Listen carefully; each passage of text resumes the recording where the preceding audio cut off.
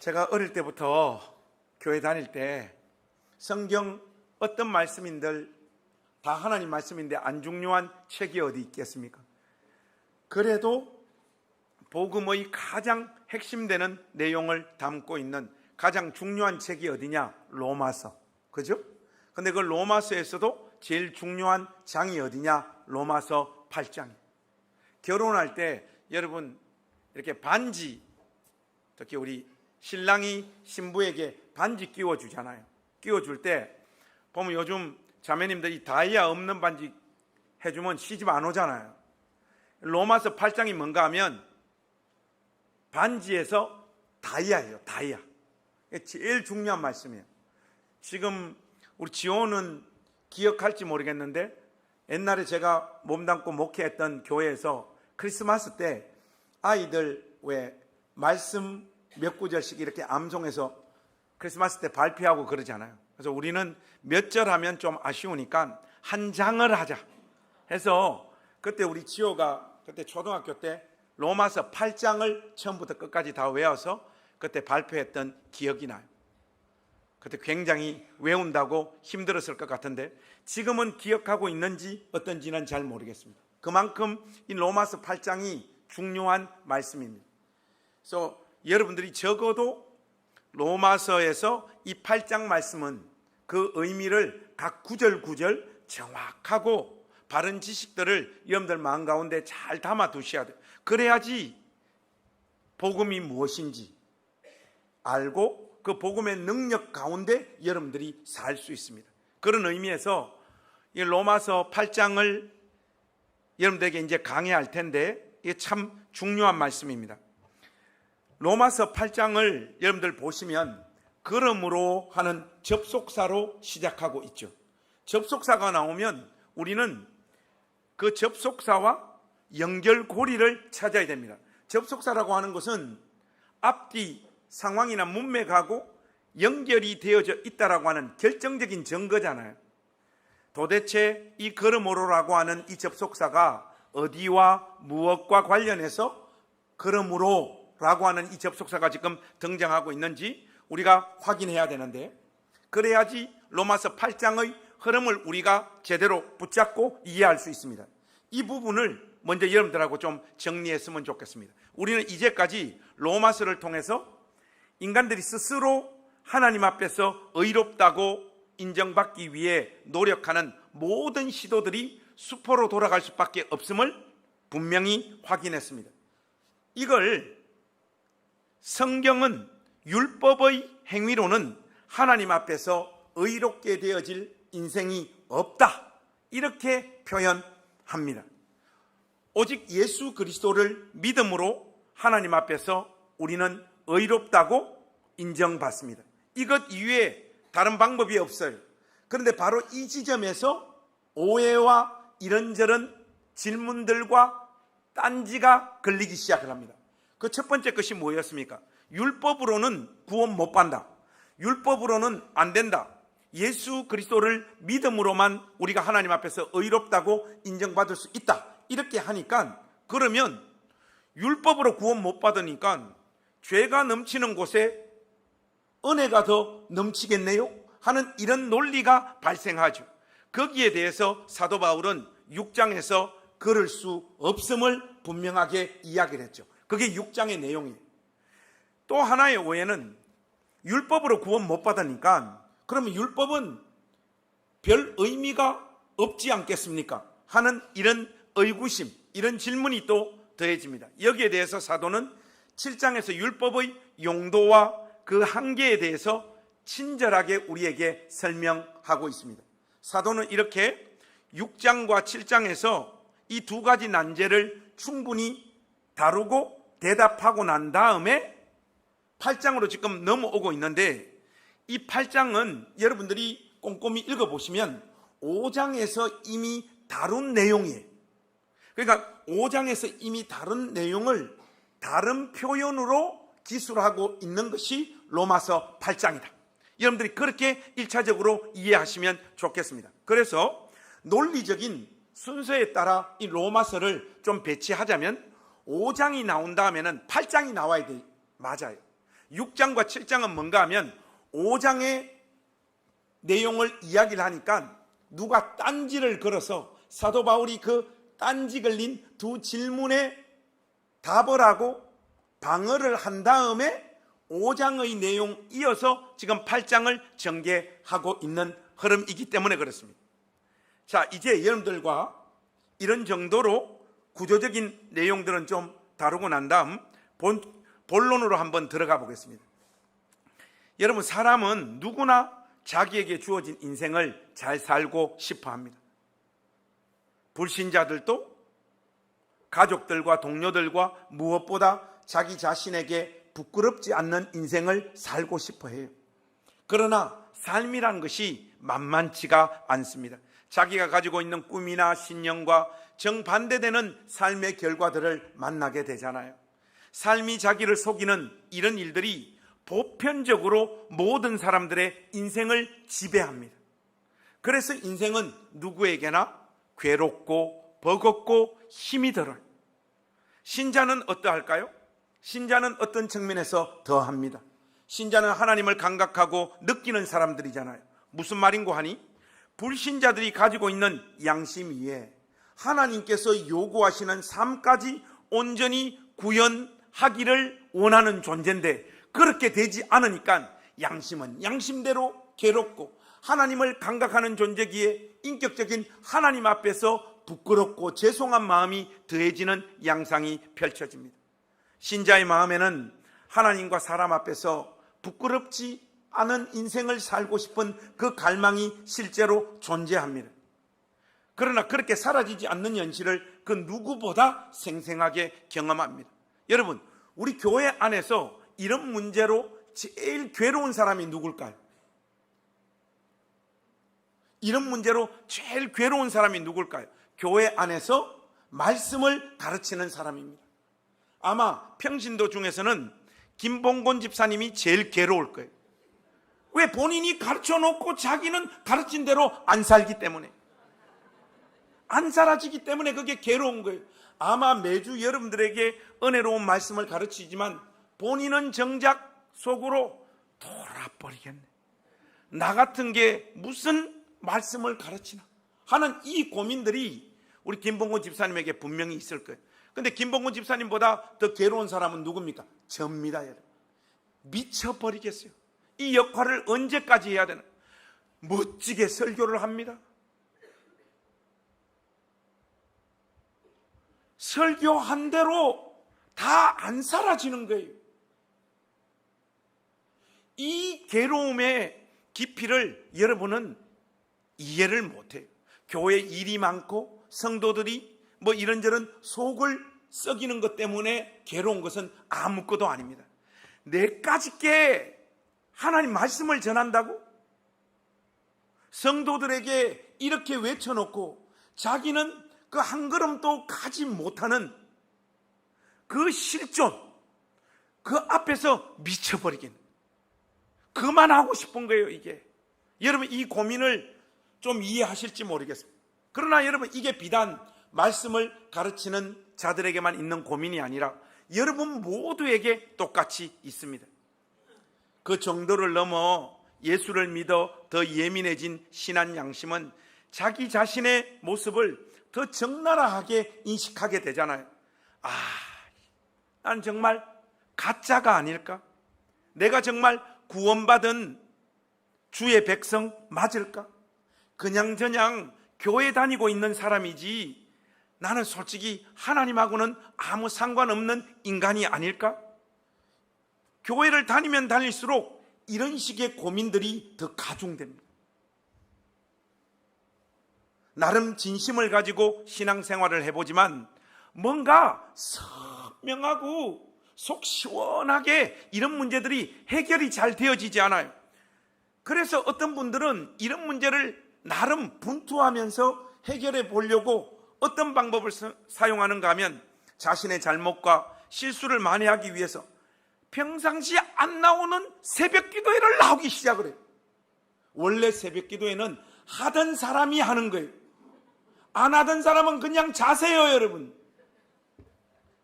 그리고 안 나가던 철야 기도도 나가봅니다. 이런저런 모임도 해보지만 이런 문제들이 근본적으로 해결되어져서 속이 시원하지가 않아요. 그러다가 이런 고민이 깊은 사람들은 정말 양심적인 사람이라고 할까요? 좀 결벽에 가까운 성향을 가지고 있는 사람들은 자기 자신의 모습이 가짜처럼 느껴지다가 확신하다가 이런 문제 때문에 교회를 떠납니다. 이런저런 문제가 있어서 떠나는 게 아니라 나는 가짜다, 더 이상 나는 위선자로 살지 않겠다, 하나님도 믿지 않는 내까짓게 무슨 교회를 다니냐, 신앙을 멈추어 버리는 일들도 종종 벌어집니다. 이런 식의 고민을 사도 바울도 똑같이 했습니다. 이 사도 바울의 버전이 어디 있느냐? 7장 24절과 25절 말씀인 거예요.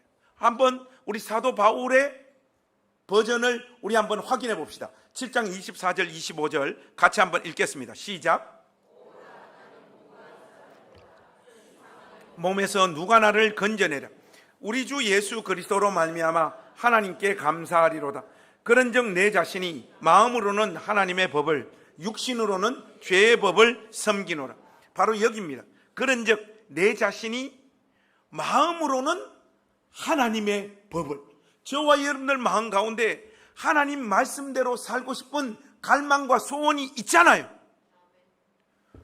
왜 아멘을 한 명만 해요? 여러분, 우리 마음에 진심으로 하나님 말씀대로 살고 싶은 그 갈망과 소원이 있잖아요. 그런데 우리의 이 육신으로는 죄의 법을 따르고 섬기거든요. 그 자리에서 우리가 돌아버릴 것 같아요.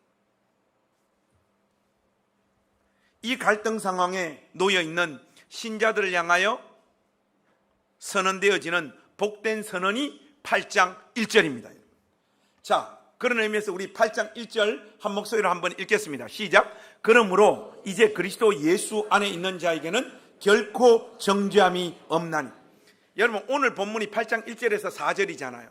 8장 1절이 오늘 4절까지의 본문의 중심 주제가 되는 핵심 구절이고, 2절에서부터 4절까지는 1절 말씀을 풀어서 설명해 놓은 내용입니다. 이 결코 정죄함이 없나니 하는 이 표현은 법률적인 용어예요. 법률적인 용어. 예수 그리스도의 이름을 믿는 신자는 하나님께서 재판장이 되시는 그 마지막 법정에서 절대로 기소되어 유죄 판결을 받지 않습니다. 우리의 객관적인 모습을 그 아무리 지적하고 그것이 하나님의 율법을 위배했다라고 하는 증거까지 보태져서 하나님 면전 앞에 제시되어져도 그리스도 예수 안에 있는 자들은 기소되어 정죄당하지 않습니다. 1절 말씀에 이제와 결코라고 하는 이 부사가 신자는 정죄당할 어떤 가능성도 없음을 분명하게 강조하고 있습니다. 여기서 여러분들이 꼭 마음에 새겨야 될 중요한 내용이 하나 있습니다. 그게 뭔가 하면 사도 바울이 지금 이 선언을 하고 있는데, 이 선언은 지금 우리의 느낌과 우리의 경험에 대해서 말하고 있는 것이 아니라는 거예요. 바울은 오히려 그리스도 예수 안에 있는 우리의 신분, 우리의 법적인 상태에 대해서 말하고 있는 겁니다. 우리의 느낌과 경험은 그리스도 예수 안에서 우리가 누릴 신분과 법적인 상태를 기만하고 속입니다. 이 대단히 은혜스러운 지금 말씀인데 여러분들이 지금 이 말을 이해를 못하는 것 같아요. 여러분, 이게 무슨 말인가 하면 법정에서 우리의 객관적인 신분과 위치, 최종적인 결과는 무죄예요. 무죄. 근데 이게 우리의 느낌과 우리의 경험은 아니라고요. 이 객관적인 사실이 무슨 말이냐? 사단 마귀가 끊임없이 우리를 향해서 찔러댑니다. 야, 너 가짜잖아 임마. 네 교회 다닌다고 하지만 너 가짜잖아. 너 교회에서 가식적으로 뭐 웃으면서 뭐 교회 일도 좀 하고 신앙생활하는 거 그거 말고 네 진짜 모습을 네도 알고 나도 알고 하나님도 아는데 네가 무슨 신자냐. 네가 어떤 짓거리를 하고 돌아다니는지 다 아는데 너 가짜잖아. 네 꼬라지를 있는 그대로 한번 봐라. 네가 어떻게 예수 믿는 사람이고, 너 사람들에게 알려지면 고개 들 수도 없는 수많은 죄를 저질렀고 지금도 저지르고 있잖아.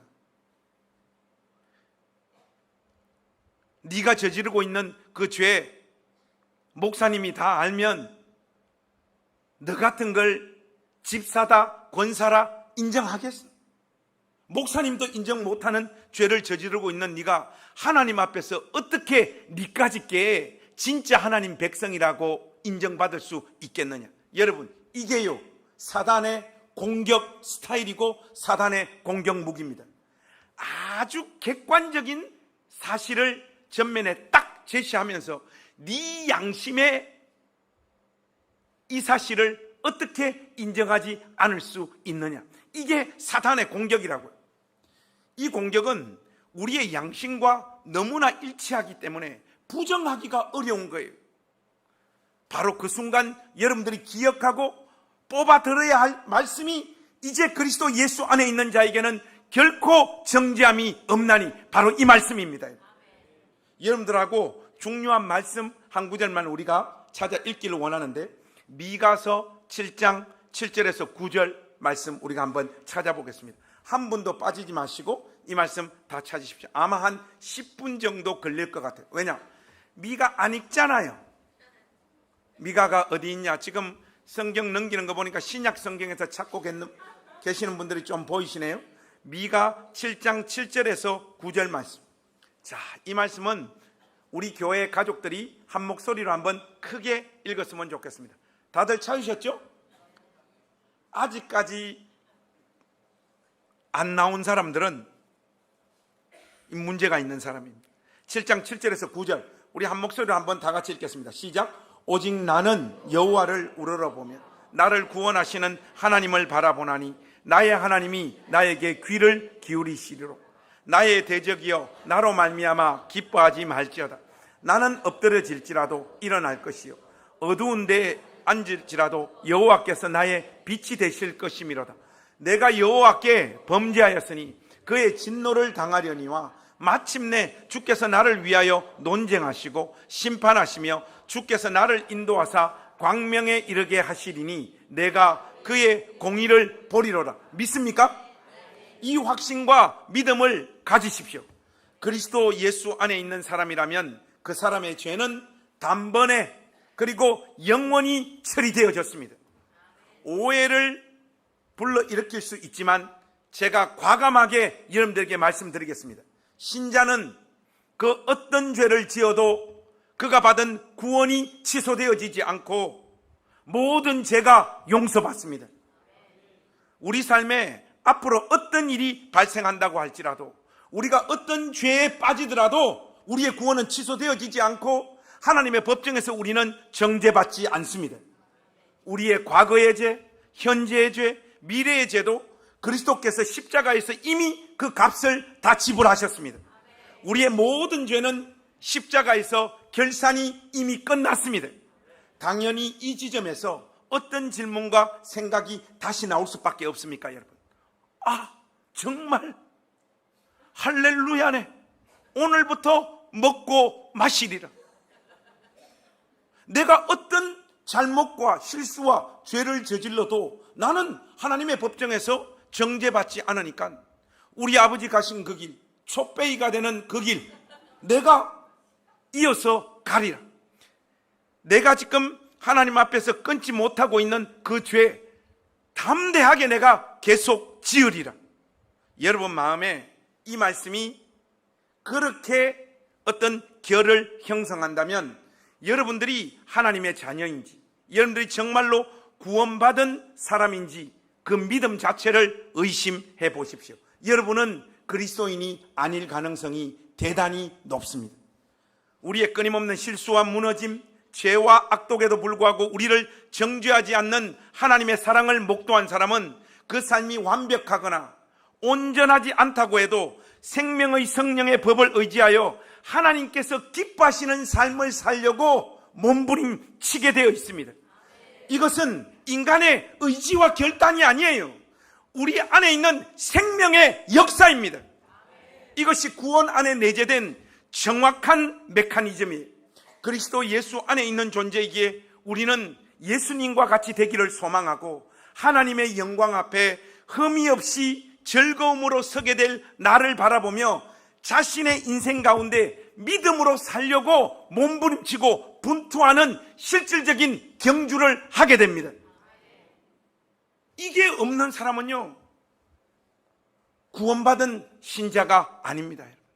1절과 이어지는 2절 말씀을 한번 보세요. 여러분들 우리 2절 말씀도 소리내서 한번 같이 읽겠습니다. 2절 같이 읽겠습니다. 시작. 이는 그리스도 예수 안에 있는 생명의 법이 죄와 사망의 법에서 너를 해방하였습니다. 2절에 보면 이 구문적으로 보면 이는 뭐뭐 하였음이라.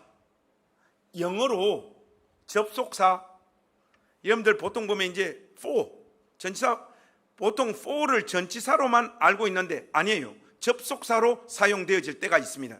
그리고 because, for나 because가 지금 딱 놓여 있어요. 각 성경 번역본을 보면.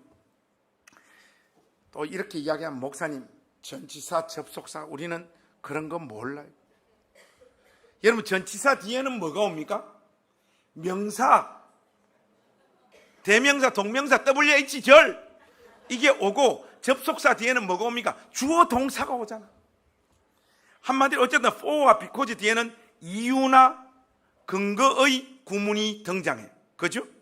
많은 성경 강해자들이 이 부분에서 실수하는 게 있어요. 그게 뭔가 하면 너무나 쉽게 이 2절 말씀을 우리가 정죄받지 않는 이유와 그 근거로서 2절 말씀을 제시해요. 틀렸습니다, 여러분. 1절과 2절의 의미를 생명의 성령의 법이 죄와 사망의 법에서 우리를 해방했기 때문에 우리는 결코 정죄받지 않는다, 이렇게 해석한단 말이에요. 이 잘못된 해석이란 말이에요. 저는 이 해석에 동의하지 않습니다. 영어에서 여러분 있잖아요, because의 용법은 두 가지입니다. 두 가지. 예를 한번 들어볼게요. 배에서 꼬르르 하는 소리가 들리니 정말 배가 고픈가 봐. 이런 문장을 사용할 때도 영어에서는 because를 씁니다. 그리고 또 한번 보세요. 아침을 안 먹었기 때문에 정말 배고파. 이럴 때도 because를 사용합니다. 둘 다 가능해요. 그런데 여러분 한번 잘 생각해 보세요. 배가 꼬르르 하는 것은 배가 고픈 원인이나 이유가 아니라 배가 고픈 증거잖아요. 왜 자꾸 그런 눈빛으로 보십니까? 여러분 배가 꼬르르 한 게 이거 지금 배가 고픈 이유와 원인입니까? 아니면 배가 고픈 증거입니까? 증거잖아요. 배가 고프기 때문에 지금 여기서 꼬르르 하는 거잖아요. 아침을 안 먹었기 때문에 배가 고픈 것은 진짜 배가 고픈 근거와 이유고요. 여러분들이 정말 이해하셨는지 최종적으로 지금 이제 시험 한번 들어가 보겠습니다. 1번, 2번 옵션 딱 두 가지입니다. 성령이 나의 죄를 이기게 하시는 것, 즉 생명의 성령의 법이 죄와 사망의 법에서 우리를 해방시키신 것이 우리가 정죄받지 않기 위해 우선되는 원인이고 근거이다. 1번. 2번, 아니면 내가 이미 정죄되지 않았기 때문에, 자유로워졌기 때문에 그 증거로서 성령께서 이런 일, 죄와 사망의 법에서 우리를 해방하신다. 2번. 자, 여러분 지금 2절 말씀이 어떤 걸 이야기하고 있을까요? 1번일까요? 2번일까요? 좋습니다. 지금 좀 표가 갈라지는 것 같으니까 확실하게 여기서 손들기 한번 들어가겠습니다. 목사님 1번입니다. 2번입니다. 하기 전에 여러분들 지금 표정 보니까 그거 한번 다시 읽어주시면 좋겠습니다. 그분들이 많은 것 같아요. 지금 제가 도사입니다, 여러분. 자, 먼저 1번 잘 들으세요. 성령이 나의 죄를 이기게 하시는 것, 즉 생명의 성령의 법이 죄와 사망의 법에서 우리를 해방시킨 것이 우리가 정죄받지 않는 원인이고 근거이다. 이게 1번이란 말이에요. 2번은 그거 아니다. 내가 이미 정죄받지 않고 자유로워졌기 때문에 그 증거로서 성령께서 우리 안에서 이런 일을 행하신다. 2번. 여러분, 정답은 1번입니까? 2번입니까? 목사님, 저 1번인 것 같습니다. 손 한번 들어보세요. 1번. 용기 내서 괜찮아요. 1번 손. 이런 분들이 설교 시간에 보통 주무시는 분들. 목사님, 저는 2번인 것 같습니다. 손 한번. 이분들은 정죄받지 않아요. 여러분, 당연히 2번이죠. 2번. 구문의 의미를 이렇게 1차적으로 정리했으니 이제 본 의미를 한번 살펴봅시다. 여기에 보면 조금 생경한 표현이 두 개 지금 등장하잖아요. 하나 뭡니까? 생명의 성령의 법, 이게 하나. 그리고 또 하나는 뭡니까? 죄와 사망의 법, 이게 또 하나. 여기서 말하는 법은 우리가 알고 있는 일반적인 법을 말하는 게 아니에요, 여러분. 7장 23절에 보면 어떤 표현이 나와 있습니까? 죄의 법으로 나를 사로잡는 것을 보는도다 할 때 이 죄의 법이라고 하는 표현이 나옵니다. 죄와 사망의 법과 7장 23절의 이 죄의 법은 동의어예요. 똑같은 말이에요. 그런데 이 죄의 법은 어디에서 역사한다고 성경이 말하고 있죠? 내 지체 속에서 역사한다고 말합니다. 무슨 말입니까? 죄의 법, 죄와 사망의 법은 우리 몸 안에서 역사하고 활동합니다. 나 자신과 싸우게 만들고 나를 악으로 이끄는 실제적인 어떤 힘과 충동, 원리가 바로 죄의 법이에요. 그러니까 2절 말씀은 죄를 짓고 그것을 자신의 즐거움으로 삼아 살다가 허무하게 죽을 수밖에 없는 그 자리에서 우리를 해방시켜 주셨다, 이 말이에요. 무슨 말입니까? 정죄받지 않는 신자라고 하는 증거가 뭐라고요? 생명의 성령의 법이 이런 식의 역사가 그 사람의 심령 속에서 일어나고 있는 것, 이게 바로 정죄받지 않는 사람이 되었다라고 하는 증거라, 이 말이에요. 다른 말로 하자면 이제 그리스도 예수 안에 있는 자에게는 결코 정죄함이 없나니 하는 이 선언을 가지고, 더 쉽게 말하자면 어떤 죄를 지어도 우리의 구원은 취소되어지지 않는다라고 하는 이 선언을 가지고, 와, 진짜 해방의 복음이네, 오늘부터 나는 마음대로 살란다 하는 이런 마음의 결심과 결이 형성되어지는 자는 가짜다, 이 말입니다. 이해되십니까? 그러니까 우리가 정죄받지 않는다는 정체성을 가지고 자기 마음대로 살아가는 근거로 삼는 자들은 성령이 그 안에 내주하고 있는 자가 아닌 것이죠. 반드시 정죄받지 않는 신자의 삶은 생명의 성령의 법의 역사와 인도하심을 따라 그것에 합당한 열매를 맺게 됩니다. 그것이 비록 작고 보잘것없는 것이라고 할지라도 열매가 조금이라도 나타나지 않는 신자는 가짜예요, 여러분. 가짜라고. 3절에서 4절은 이 사실을 조금 더 보충하고 부연해서 설명을 하고 있는데 한번 보십시다. 이 말씀이 대단히 중요한데 3절과 4절 말씀을 우리가 정신 바짝 차리고 한번 읽어보겠습니다. 같이 읽겠습니다. 시작. 율법이 그것을 하시나니 곧 죄로 말미암아 자기 아들을 죄 있는 육신의 모양으로 보내어 육신의 죄를 정하사 육신을 따르지 않고 그 영을 따라 행하는 우리에게 율법의 요구가 이루어지게 하려 하심이니. 여러분, 가만히 이 말씀 한번 보십시오. 율법이 육신으로 말미암아 연약하여 할 수 없는 그것을 누구는 하시나니? 하나님은 하시나니. 그렇게 말씀하시고 두 가지를 지금 제시하고 있습니다. 두 가지를. 하나가 뭡니까? 보십시오. 죄로 말미암아 자기 아들을 죄 있는 육신의 모양으로 보내어 육신의 죄를 다 정해 주신 것, 다 사해 주신 것, 이게 하나고, 또 하나가 뭐예요? 2절에 하나가 육신을 따르지 않고 그 영을 따라 행하는 우리에게 율법의 요구가 이루어지게 하셨다는 말씀이에요. 이거요, 어려운 말씀이 아니라 제가 조금 전에 여러분들에게 설명드렸던 1절과 2절을 좀 더 심화 버전으로 설명하고 있는 말씀이에요. 3절과 4절에 등장하는 육신이라고 하는 표현은 1차적으로 우리의 몸을 말하는 게 아닙니다. 이 육신은 죄의 본성을 말하는 거예요. 율법은 우리의 죄가 무엇인지를 지적하고 이래라 저래라 잔소리를 할 수 있을 뿐, 우리로 하여금 하나님의 요구대로 살 수 있는 힘과 능력을 제공하지는 않습니다. 율법의 목적 자체가 죄인들을 구원하려는 용도가 아니잖아요.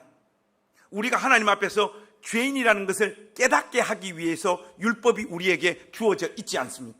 특히 율법이 아무리 옳은 것을 제시해도 우리는 육신의 상태에 있는 자들, 즉 죄의 본성을 쫓는 자들이기 때문에 율법의 요구를 성취할 수 있다 없다? 없다.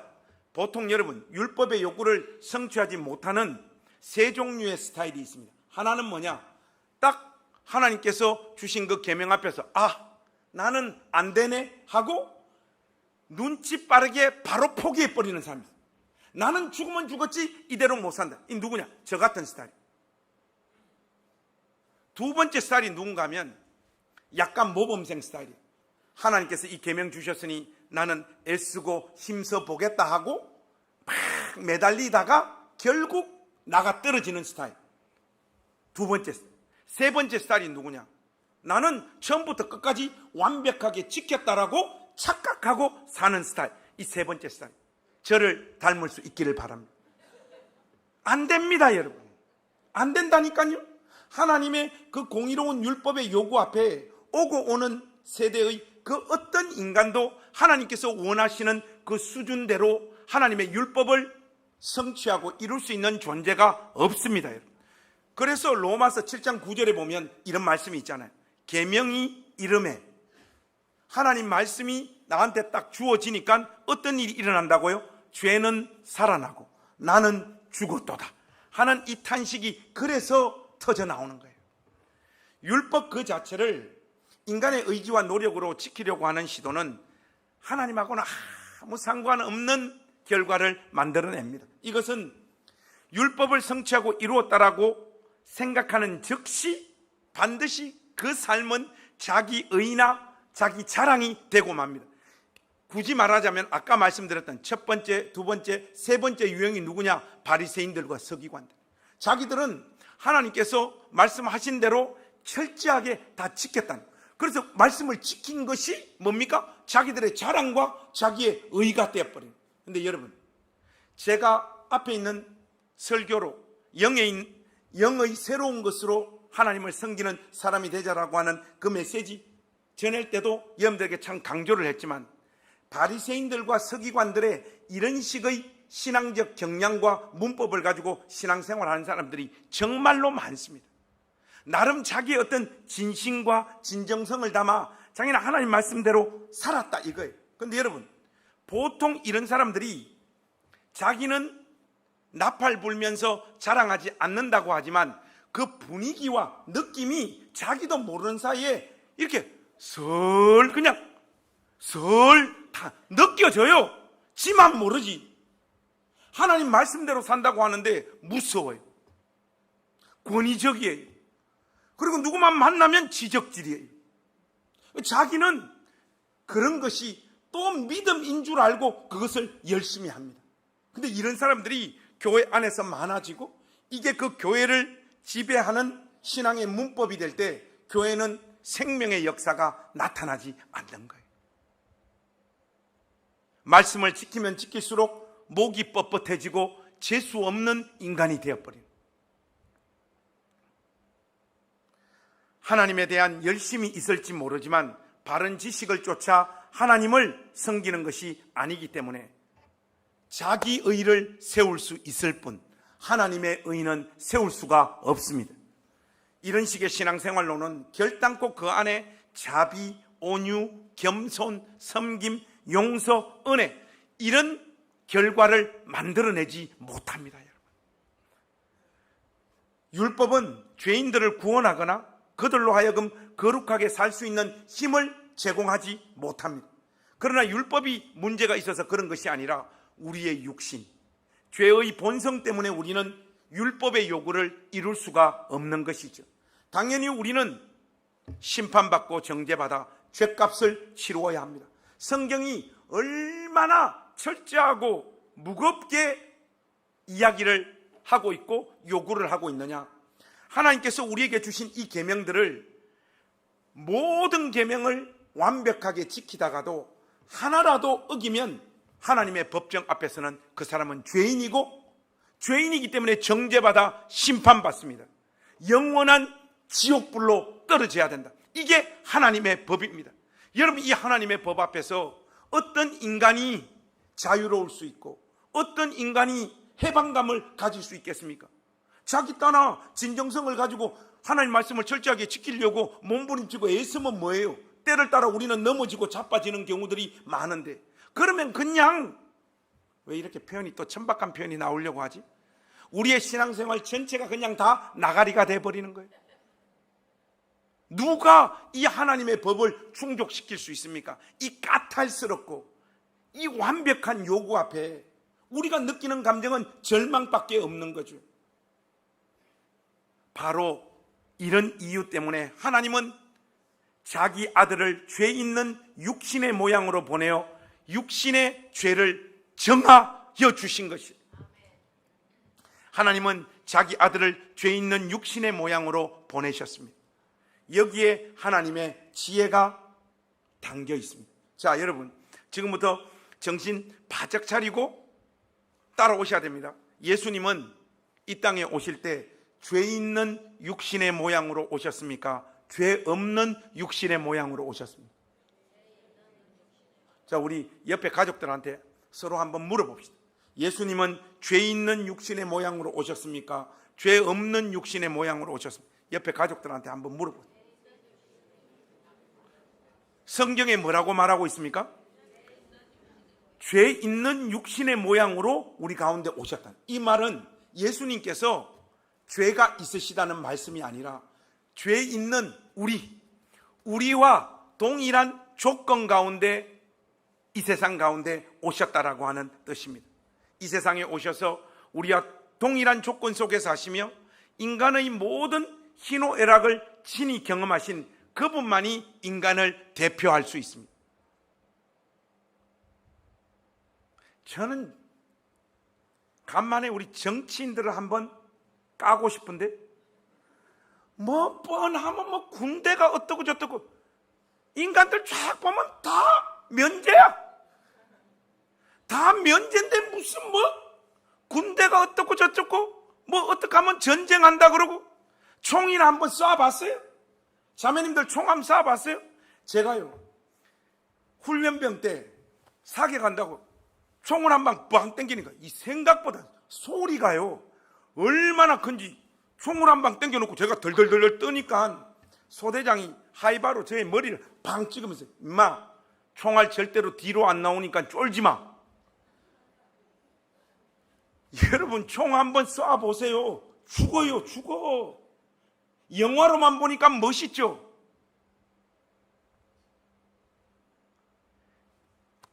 군대도 안 갔다 왔으면서 전쟁하자, 뭐 한 방에 보내버리겠다, 이런 뻥카 퍽퍽 날리는 거, 그거 군생활 안 해봐서 그렇습니다.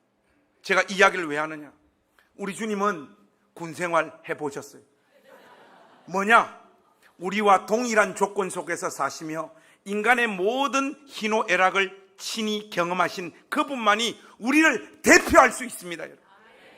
그분이 죄 있는 육신의 모양으로 오셨다는 것은 바로 그분이 죄가 있으신 것이 아니라 우리와 똑같은 조건 속으로 똑같은 인간의 몸을 입고 우리 가운데 오신 거예요. 그래서 우리의 대표자로 하나님의 율법 앞에 예수님이 우리를 대표하여 쓰셨다, 이 말입니다. 그래서 여러분, 히브리서 2장 14절 말씀에 보면 이런 말씀이 있습니다. 자녀들은 혈과 육에 속하였음에 그도 또한 같은 모양으로 혈과 육을 함께 지니심은 죽음을 통하여 죽음의 세력을 잡은 자 곧 마귀를 멸하시며, 이런 표현이 있는데, 제가 잔 오웬의 죄 죽이기라고 하는 책을 원서로 읽다가 설교 원고에 이 문장을 지금 써넣었는데 여러분 잘 한번 들어보세요. 예수님께서 이루신 일이 뭐냐? 사망을 통해서 사망을 사망 선고시키고 있는 거예요. 나 이럴 줄 알았다. 목사님 딱 한 번만 더 읽어주세요. 여러분들이 이해하는데 설교에 방점이 있으니까 한 번 더 읽어드려요. 예수님께서 지금 무엇을 이루셨는가 하면 사망을 통해서 사망을 사망 선고시키고 계시다고요. 이게 하나님의 일입니다, 여러분. 사망은 몸, 혈육을 가진 인생만이 당하는 현실이잖아요. 그러기에 예수님은 인간의 몸을 입고 우리 가운데 오셨어야만 했고, 하나님은 이 예수님을 율법 아래에 태어나게 하셔서 율법의 모든 요구를 이루도록 요구하셨습니다. 예수님은 율법의 공의로운 모든 요구를 다 지키시고 성취하셨습니다. 예수 믿는 자들은 이 예수님과 연합한 존재들이기 때문에 예수님의 것을 다 자기 것으로 누릴 수 있는 은혜와 은총을 입은 자들입니다. 고로 하나님은 그리스도 안에 있는 우리를 보실 때 어떻게 보신다고요? 하나님의 모든 율법을 하나도 빠짐없이 완벽하게 지킨 존재로 우리를 보시는 거예요. 예수 그리스도 안에 있기 때문에. 다른 말로 하자면 제가 누차 강조했지만은 태어나서 단 한 번도 하나님의 계명을 어기지 않은 존재로 우리를 간주해 주시는 거예요. 이게 복음이고 이걸 자기의 삶의 능력으로 삼는 것, 그게 예수 이름의 능력이에요. 바로 이런 이유로 사단은 더 이상 하나님의 심판대에서 여러분과 제가 지었던 죄들에 대해서 고발할 수 없습니다. 아닙니다. 고발합니다. 고발하고 기소해요. 그래봐야 우리는 정죄받지 않고 하나님 앞에서 무죄로 선언받습니다. 이게 바로 그리스도 예수 안에 있는 자에게는 결코 정죄함이 없다라고 하는 핵심적인 의미예요. 그래서 여러분 로마서 3장 26절에 곧 이때 자기의 의로우심을 나타내서 자기도 의로우시며 또한 예수 믿는 자를 어떻게 하신다고요? 의롭다 하려 하심이라. 여러분 이게 바로 복음입니다. 동시에 어떤 일을 하십니까? 우리 개역 개정 성경에는 이 표현이 나와 있지 않습니다. 근데 영어 성경에는 4절 말씀 한번 보세요. 4절 말씀 맨 앞에 어떤 영어 표현이 들어가 있는가 하면 so that 들어가 있습니다. 그래서 내지는 이렇게 하신 것은, 이런 정도의 의미인데 이 표현을 집어넣어서 제가 4절 한번 읽어보겠습니다. 이렇게 하신 것은 그 영을 따라 행하는 우리에게 율법의 요구가 이루어지게 하려 하심이라. 하나님은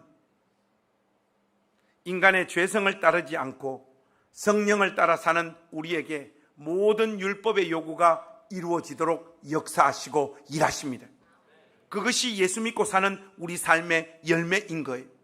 1차적으로 우리는 그리스도께서 성취하고 이루신 율법의 모든 요구, 그 율법의 모든 요구를 성취하신 그 의를 믿음으로 우리 것으로 삼는 자들이 되었습니다. 이것으로 인해 우리는 그 어떤 죄를 지어도 정죄받지 않는다라고 제가 여러분들에게 지금 말씀을 드렸죠. 이 일을 완성하시고 동시에 하나님은 우리 안에 생명의 성령의 법을 통해서 의롭게 된 우리의 신분과 정체성에 합당한 걸맞는 삶의 열매를 안겨주시는 거예요. 다시 말해 하나님은 우리의 모든 죄를 다 용서하셨을 뿐만 아니라 죄를 이길 힘도 우리에게 주시고 우리 안에서 지금 역사하고 계신 거예요. 뭘 통해서? 생명의 성령의 법을 통하여 죄를 이길 수 있는 은혜와 은총을 날마다 부어주시는 거예요. 우리가 이 영광의 힘을 붙잡고 죄와 죽기까지 싸워서 죄의 권세를 꺾는 자리로 지금 부름받고 있다 이 말이에요. 그렇기 때문에 결코 정죄함이 없나니 하는 이 말씀을 붙잡고 나 오늘부터 마음대로 한번 살아봐야 되겠다. 그래도 구원받는다면 그게 바로 구원파예요. 여러분 이 사실을 분명히 이해하십시오. 우리가 예수를 믿어 구원받은 이 믿음은 다시는 정죄받지 않는 결과를 우리에게 안깁니다. 그런데 우리로 하여금 그 정죄받지 않는 그 신분만을 얻고 만족하는 단 한 번의 사건을 성경은 믿음이라고 말하지 않아요. 정죄받지 않는 믿음은 반드시 지속적으로 믿음으로 살게 한다는 사실을 여러분 놓치지 마십시오. 예를 들면 아브라함이 하나님을 믿음에 그것을 그의 의로 여기셨더라 하는 표현이 있죠. 여기서 말하는 그의 의로움은 여러분들이 로마서 4장이나 야고보서 2장을 읽어보시면 그의 전생애를 걸친 믿음의 분투를 담은 내용이 믿음이라고 말하고 있어요. 갈대아 우르를 떠난 한 번의 결단만을 의미하는 것이 아닙니다. 그가 100세 되었을 때 하나님께서 아들 주시겠다라는 것을 믿을 때도 22장에서 이삭을 바치려 했던 그 믿음도 다 포함해서 믿음이라고 말하는 거예요, 여러분. 이걸 가지고 신약 성경적인 버전으로 이야기를 하자면 이게 골로새서에 딱 나와 있어요. 이번 주에 어떤 목사님께서 금요일날 참 골로새서 말씀으로 은혜로운 설교를 하시더라고요. 지금 웃지 못하시는 분들은 뭐가 뭔지 지금 모릅니다. 우리 교회 홈페이지에 들어가면 나와 있습니다. 근데 지금 여러분들하고 읽기를 원하는 말씀은 1장 21절에서 23절입니다. 여기에서 과연 우리가 예수를 믿는다 할 때 그 믿음이 무엇까지 포함하고 있는 믿음인가 확인할 수 있어요. 여러분 성경 한번 열어봅시다. 골로새서 1장 21절에서 23절입니다. 골로새서 1장 21절에서 23절. 여러분들 한번 다 펴보십시오. 이 말씀 우리 한번 다 같이 읽겠습니다.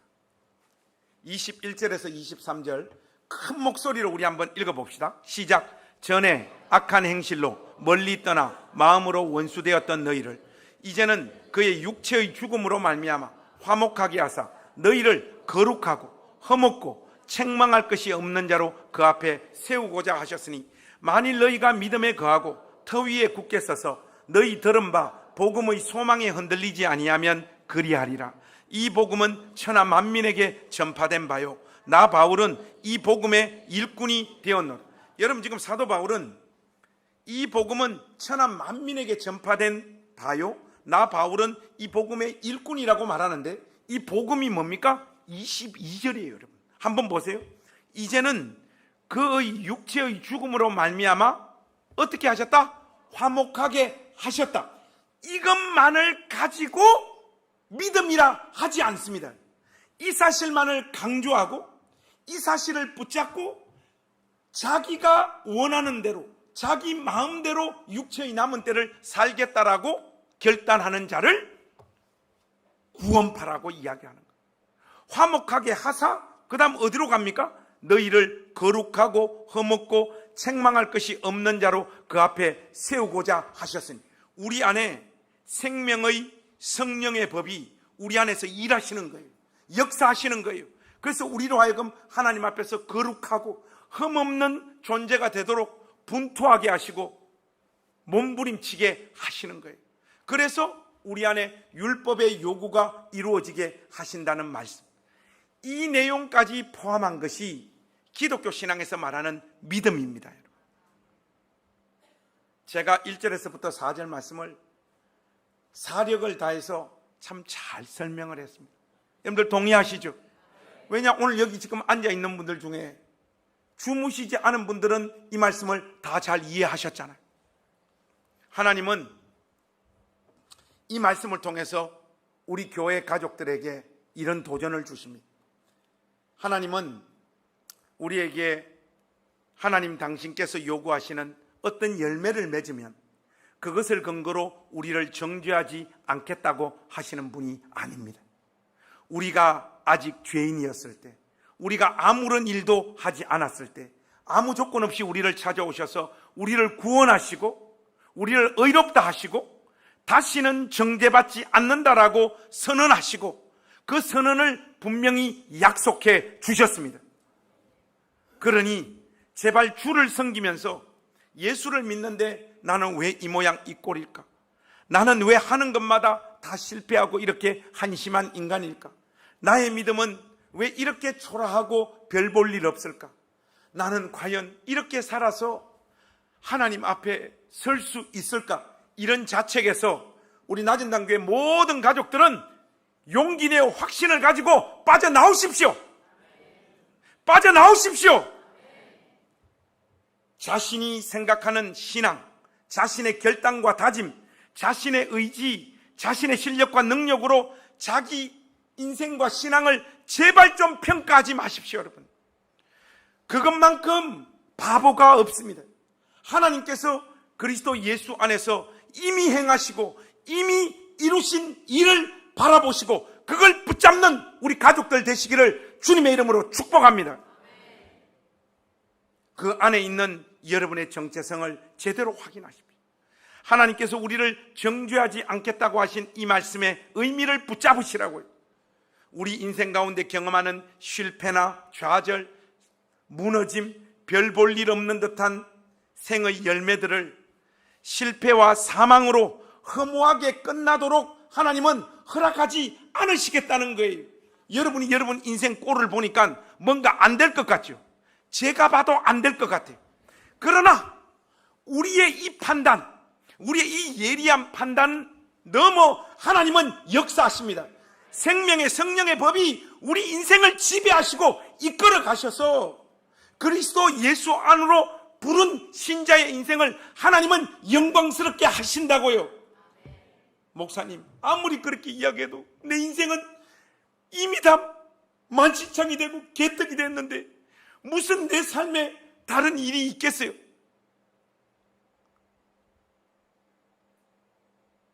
아닙니다, 여러분.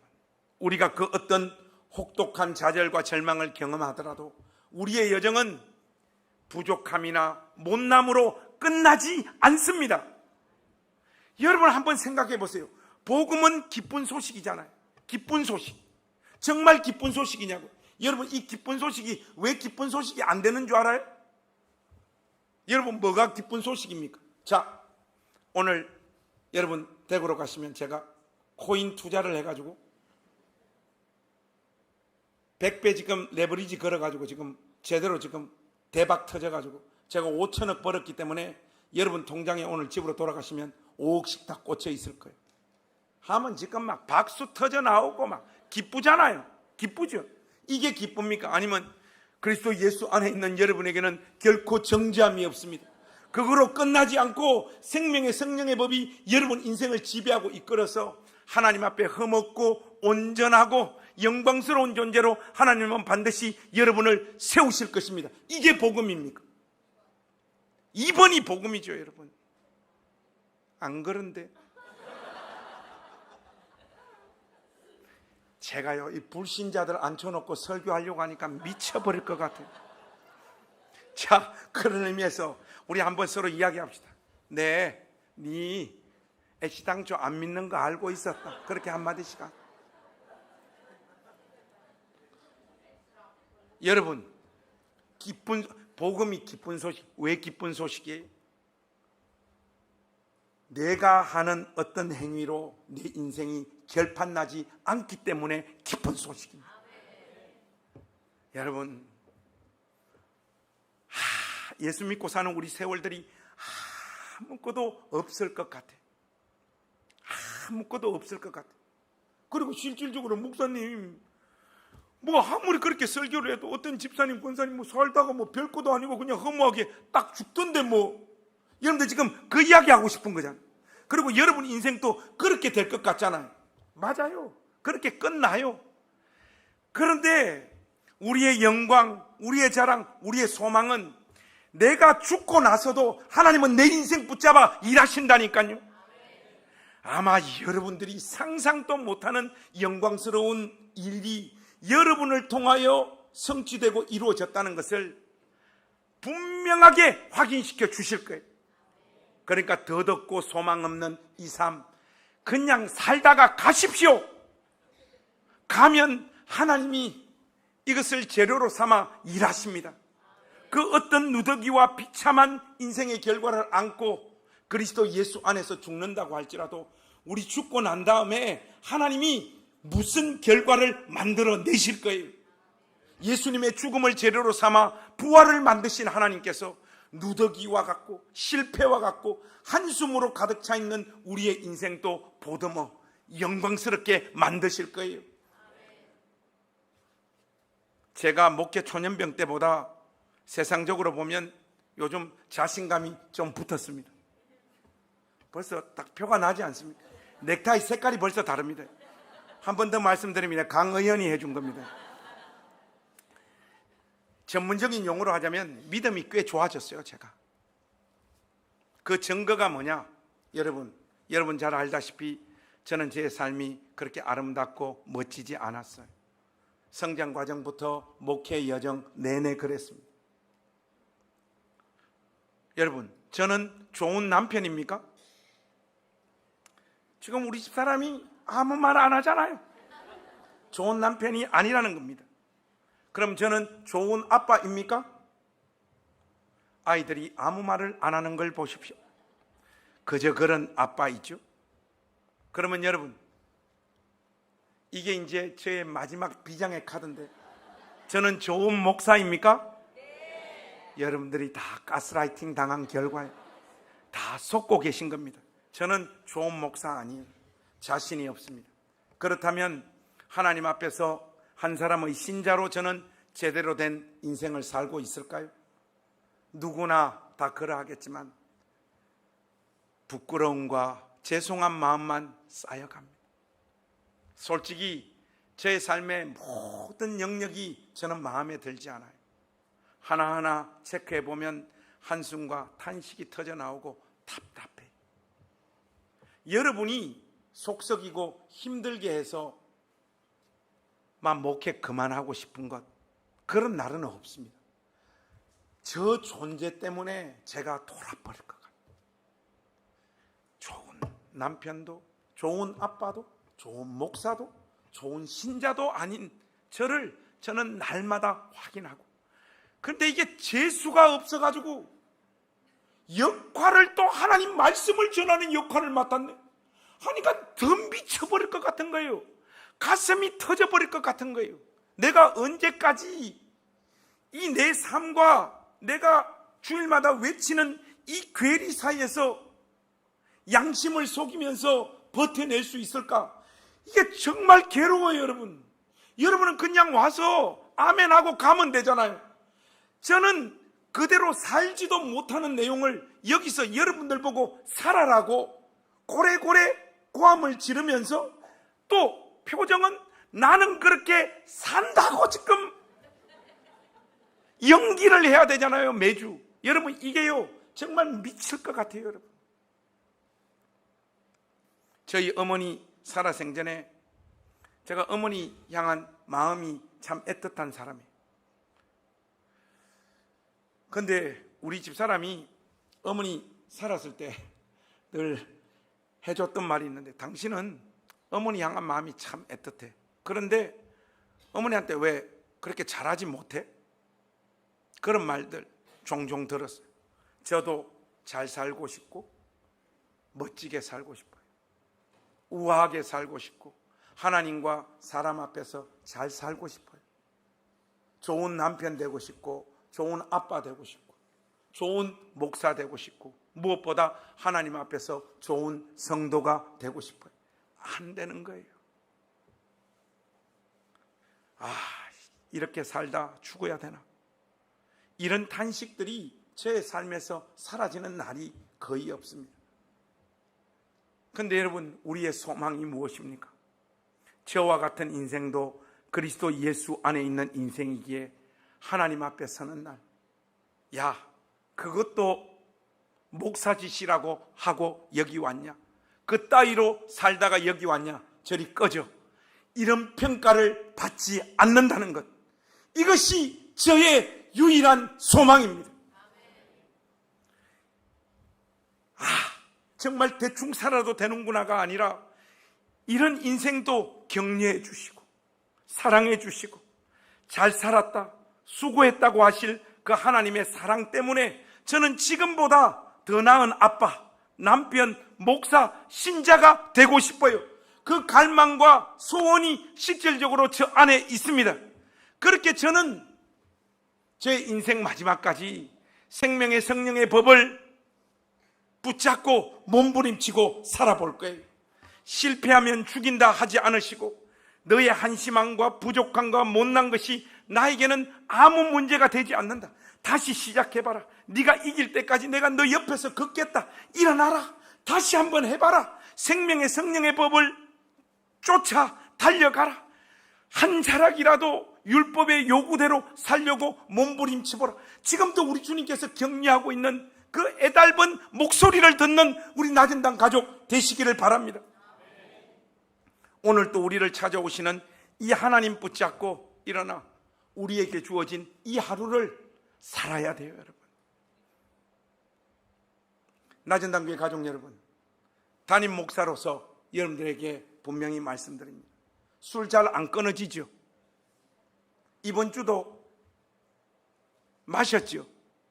혹시 여러분들 중에 우리 가족들이 알게 되면 고개도 들 수 없는 죄를 지금도 반복해서 짓고 있는 분들도 계시죠?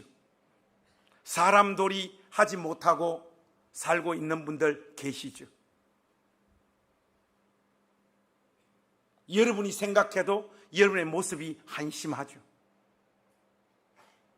사단이 오늘 여러분들에게 참소합니다. 그 따위로 살고 있으면서도 네가 예수 믿는 신자냐? 너 가짜잖아. 우리의 양심을 향하여 우리의 삶을 있는 그대로 직면하라. 네가 살은 결과대로 하나님이 네 인생을 평가하실 것이다. 사단이 맞는 듯 우리에게 구라를 치고 있습니다. 사랑하는 나전당교회 가족 여러분, 그리스도 예수 안에 있는 자에게는 결코 정죄함이 없습니다. 여러분, 바로 이때 우리가 배운 게 뭐예요? 사단아 물러가라 이거예요. 사단아 물러가라.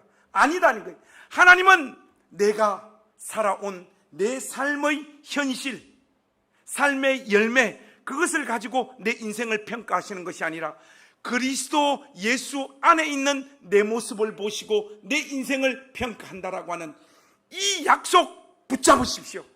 그리고 오늘 다 무너져 있는 그 여러분의 삶의 자리에서 다시 일어나세요. 다시 일어나시라고. 술 안 먹겠다고 다시 한번 결단하세요. 삶의 현장에서 더 이상 나 이제 지랄 안 떨고 살겠다고 하나님 앞에서 결단하시라고요. 고개 들 수 없는 그 죄의 자리에서 하나님 나 빠져나올 수 있도록 내 심령에 강한 역사를 해 주옵소서. 하나님 앞에 매달리고 성령의 능력을 의지하십시오. 그리고 거기서 나오십시오. 그리고 흠없고 영광된 자리로 여러분의 삶의 방향을 용기 내어 옮길 수 있기를 주님의 이름으로 부탁합니다. 그래서 이 나전당 교회 이 현장 안에 율법의 요구가 실질적으로 이루어지는, 그러나 그거 가지고 절대로 자기의 자랑이나 자기의 의로 삼지 아니하